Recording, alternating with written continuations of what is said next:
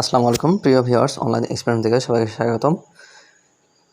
পঞ্চম গণবিজ্ঞপ্তিতে সুপারিশকৃত শ্রদ্ধেয় শিক্ষক মণ্ডলী, আপনাদের এমপিও আবেদন করার জন্য যে সকল কাগজপত্র প্রয়োজন হবে সেগুলো ইতিমধ্যে জানিয়ে দেওয়া হয়েছে। আমরা জানি যে এমপিও আবেদন করার জন্য নতুন শিক্ষকদের, বিশেষ করে এনটিআরসি থেকে যারা নিয়োগপ্রাপ্ত, তাদের 32টি কাগজ প্রয়োজন হয়। অ্যাপ্লাই করার সময় প্রত্যেকেরই 32টি কাগজ প্রয়োজন হবে, কম বেশি। তো 32টি ফাইল আপলোড করতে হয়। তো এর মধ্যে কারো কারো হয়তো নট অ্যাপ্লিকেবল থাকে, কিন্তু 32টি ফাইলই কিন্তু আপলোড করতে হবে। তো সেই 32টি ফাইলের তালিকা, অর্থাৎ 32টি কাগজ আপনাদের কি কি প্রয়োজন হবে সেগুলো একটি তালিকা হাতে এসেছে, অর্থাৎ সেটি শিক্ষা মন্ত্রণালয় থেকে জানিয়ে দেওয়া হয়েছে বা এনটিআরসি থেকে জানিয়ে দেওয়া হয়েছে কী কী কাগজপত্র প্রয়োজন হবে। সেগুলো এক মুহূর্তে আমরা দেখে নেব।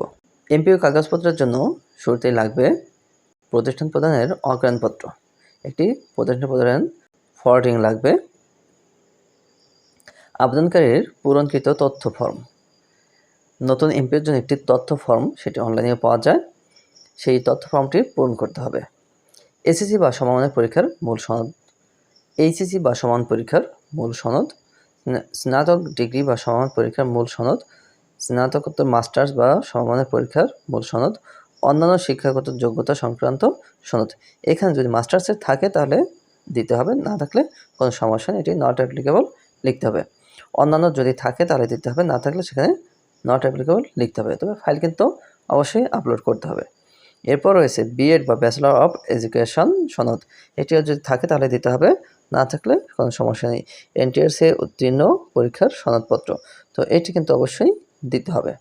এরপরে ডিগ্রি বা স্নাতক পরীক্ষার মার্কশিট, এখানে ডিগ্রি বা স্নাতক মানে অনার্স বা ডিগ্রির মার্কশিটটি কিন্তু অবশ্যই দিতে হবে, অন্য কোনো মার্কশিট দিতে হবে না, কিন্তু এই মার্কশিটটি দিতে হবে। শিক্ষা প্রতিষ্ঠান থেকে প্রাপ্ত নিয়োগপত্র, শিক্ষা প্রতিষ্ঠান থেকে যে নিয়োগপত্রটি দেওয়া হবে সেটির একটি সত্যায়িত কপি এখানে জমা দিতে হবে। যোগদানপত্রেরও একটি কপি দিতে হবে। ব্যাংক অ্যাকাউন্ট স্লিপ ও ব্যাংক সার্টিফিকেট, তো ব্যাংকে অ্যাকাউন্ট খুলতে হবে এবং সেখান থেকে একটি ব্যাংকের অ্যাকাউন্টের স্লিপ এবং সার্টিফিকেট দুটি জমা দিতে হবে। 14 নম্বর রয়েছে নিয়োগপ্রাপ্ত বিষয়ে অধ্যয়নরত শিক্ষার্থীদের তালিকা, এটি স্কুল কর্তৃপক্ষের কাছ থেকে নিতে হবে যে স্কুলে মোট কতজন শিক্ষার্থী রয়েছে। 15 নম্বর রয়েছে লাইব্রেরি পার্টিকুলার্স, মানে লাইব্রেরি সংক্রান্ত তথ্য, এটিও প্রতিষ্ঠান থেকেই নিতে হবে যে প্রতিষ্ঠান লাইব্রেরি আছে কিনা এবং লাইব্রেরিতে কতগুলো কী কী বই রয়েছে সেগুলো একটি তথ্য কিন্তু এখানে দিতে হবে। 16 নম্বর ল্যাবরেটরি পার্টিকুলার্স, মানে যদি বিজ্ঞানাগার থাকে তাহলে এখানে দিতে হবে, না থাকলে কিন্তু এখানে নট অ্যাপ্লিকেবল লিখতে হবে। অর্থাৎ আপনি যে বিদ্যালয়ে জয়েন করবেন সেটি যদি সায়েন্স গ্রুপ থাকে এবং সেখানে যদি একটি বিজ্ঞানাগার থাকে তাহলে এটি দিতে হবে, না থাকলে নট অ্যাপ্লিকেবল বা প্রযোজ্য নয় দিতে হবে। শিক্ষক কর্মচারীদের তথ্য বিবরণী, অর্থাৎ আপনি যে বিদ্যালয়ে এখন নিয়োগ সুপারিশপ্রাপ্ত হয়েছেন সেই বিদ্যালয়ে কতজন শিক্ষক কর্মচারী রয়েছেন তাদের একটি তালিকা বা বিবরণী দিতে হবে।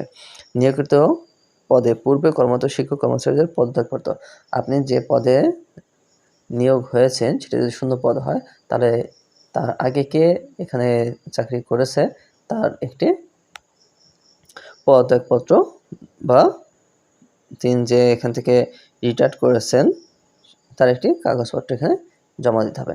নিয়োগকৃত পদে পূর্বে কর্মরত শিক্ষক কর্মচারীদের পদত্যাগপত্র অথবা মৃত্যু সনদ অথবা অব্যাহতিপত্র, এর যে কোনো একটি দিতে হবে।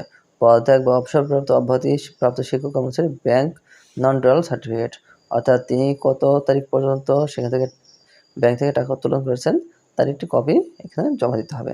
শিক্ষা প্রতিষ্ঠানের শিক্ষা বোর্ড থেকে প্রাপ্ত সর্বশেষ স্বীকৃতির কপি, এটি শিক্ষা প্রতিষ্ঠান প্রধানের কাছ থেকে নিতে হবে স্বীকৃতির কপিটি। এরপরে 21 নম্বর শিক্ষা প্রতিষ্ঠানের সর্বশেষ কমিটি অনুমোদনের কপি, এটিও শিক্ষা প্রতিষ্ঠান দিবে।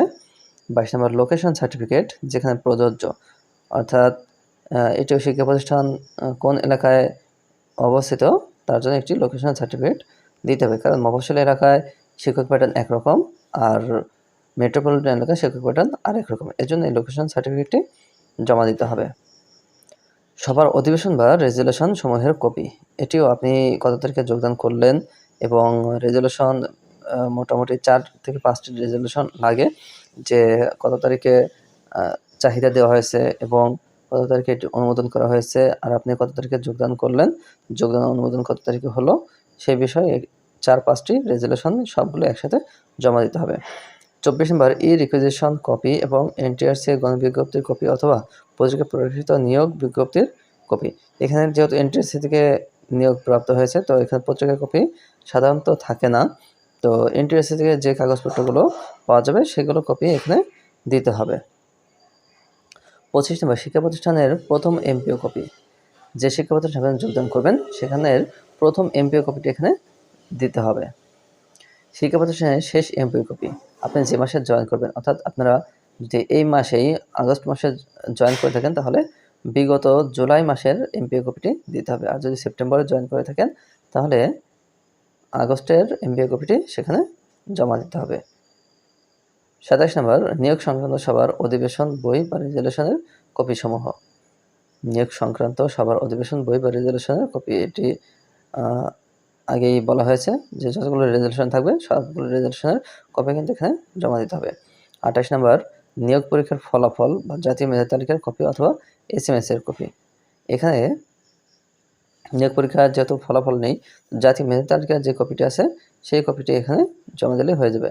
এনটিআরসি থেকে প্রাপ্ত রিকমেন্ডেশন লেটার, এনটিআরসি থেকে যে নিয়োগপত্রটি বা সুপারিশপত্রটি আপনাকে দেওয়া হবে তার কপিটি এখানে দিতে হবে। বর্তমান কমিটির অনুমোদনের কপি, বর্তমান কমিটির অনুমোদন এটিও শিক্ষা প্রতিষ্ঠান দিবে। 31 নম্বর, সাবজেক্ট অ্যাপ্রুভাল অথবা বিভাগ খোলার অনুমতি কপি।